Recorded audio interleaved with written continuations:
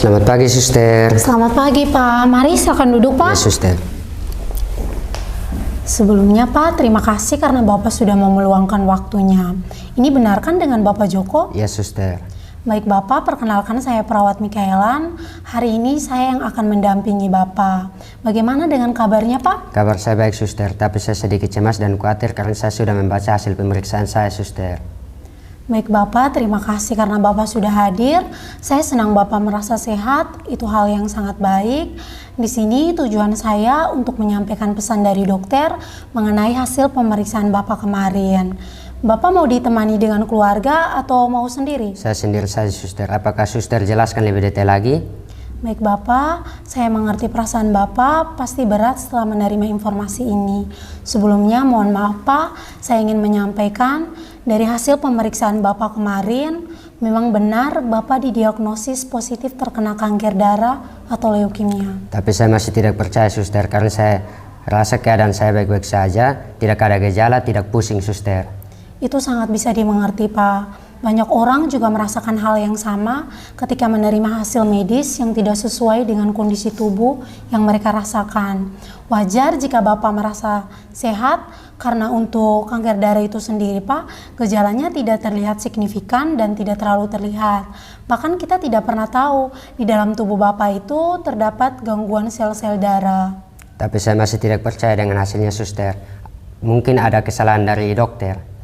Itu sangat bisa dipahami. Saya sangat mengerti perasaan Bapak, pasti berat menerima informasi seperti ini.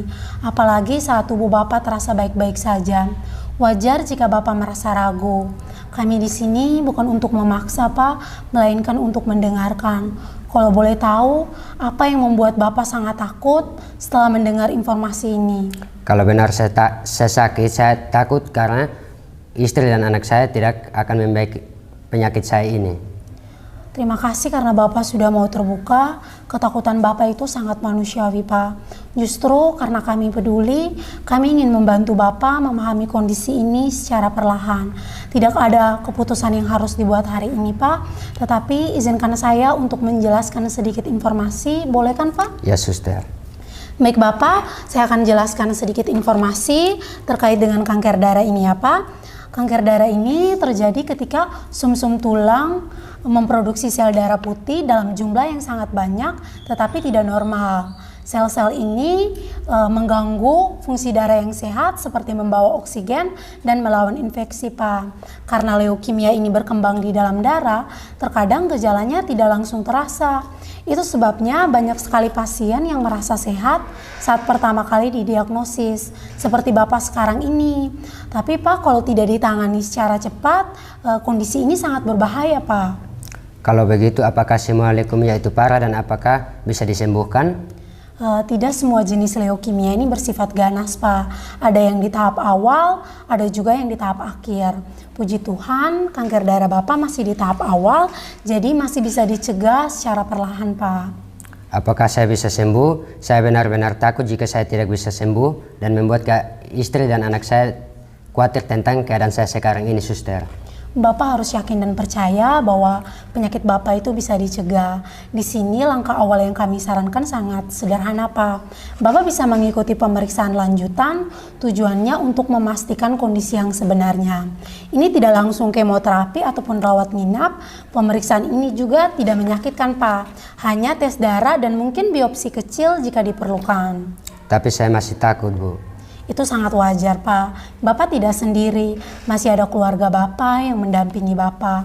Kami di sini juga akan mendampingi Bapak. Jika Bapak setuju, kita jadwalkan pemeriksaan ini sesuai waktu Bapak. Kita jalani ini secara pelan-pelan, Bapak tetap memegang kendali penuh. Saya akan pikirkan dulu, tapi saya sudah pikirkan saya akan kembali ke rumah sakit atau menghubungi dokter. Baik, Bapak, terima kasih karena sudah mau berbagi hari ini. Nanti saya akan titipkan informasi tertulis untuk Bapak pelajari bersama keluarga di rumah. Dan kapanpun Bapak siap, kami selalu ada untuk Bapak. Saya percaya Bapak Joko adalah orang yang kuat. Sekali lagi, terima kasih ya, Pak, karena sudah mau berbagi dan mau mendengarkan. Baik, Suster, terima kasih. Saya akan pikirkan dulu. Ya, baik, Bapak. Silakan, Pak. Ya, Suster.